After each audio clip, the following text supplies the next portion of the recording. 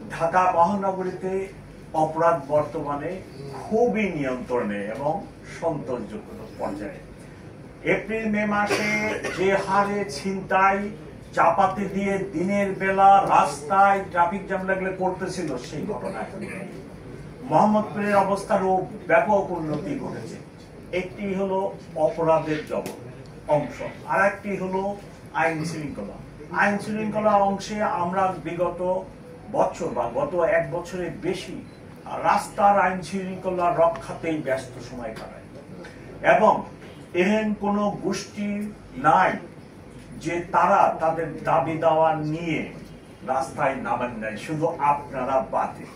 So আইন শৃঙ্খলা পরিস্থিতি, রাস্তার আইন শৃঙ্খলা পরিস্থিতি, ঢাকা মেট্রোপলিটন পুলিশ কোনরূপ মারণাস্ত্র ব্যবহার অথবা ইভেন লাঠি পেটা ব্যতীত রেখেই আমরা নিয়ন্ত্রণ করতে সক্ষম হয়েছি।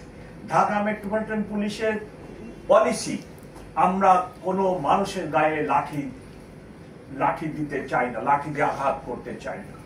আমি কমিশনার প্রত্যেক দিন আমার অফিসারদেরকে ইনস্ট্রাকশন দিই, কারোর গায়ে লাঠি উঠাবেন না। আমরা এদেশের পুলিশ এদেশের মানুষকে সেবা দিতে চাই। তারা দাবি দেওয়ার জন্য আসছে, ভালো কথা, বুঝিয়ে সরকারের সাথে আলোচনা করে নিতান্তই। আমি আপনারা দেখছেন দুইটি টিচারদের ঘটনায় আমি শুধু পানির ব্যবহার করছি, সাউন্ড গ্রেনেড ব্যবহার করছি। তারা টিচার, গায়ে হাত দেওয়া যাবে না। টিচার না হলেও কোন মানুষের গায়ে হাত দেওয়ার পলিসি আমাদের মেট্রোপলিটন পুলিশে, ঢাকা মেট্রোপলিটন পুলিশের পলিসিতেই এখন নাই।